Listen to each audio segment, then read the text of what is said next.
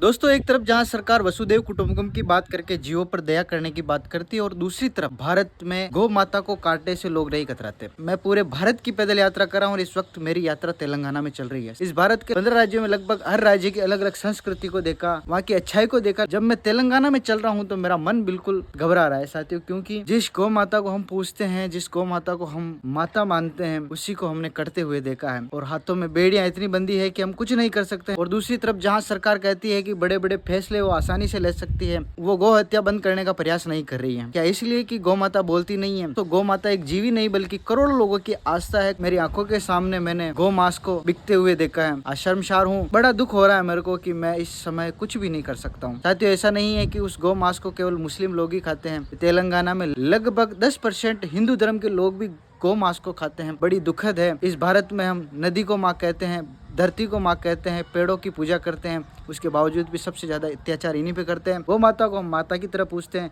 लेकिन आज इनको कटते हुए हम देखते हैं। अक्सर हम उन सरकार के निर्णय के भरोसे हैं। सरकार कभी नहीं चाहेगी, क्योंकि सरकार को कभी गौ माता वोट देने वाली नहीं है। गौ माता के नाम पे लोग कितना क्या कर रहे हैं, लेकिन दक्षिण भारत में गौ माता कटने की संख्या कम नहीं हो रही है। साथियों, आप हिंदू होने के नाते, आप भारतीय होने के नाते अपनी राय आप जरूर दीजिएगा।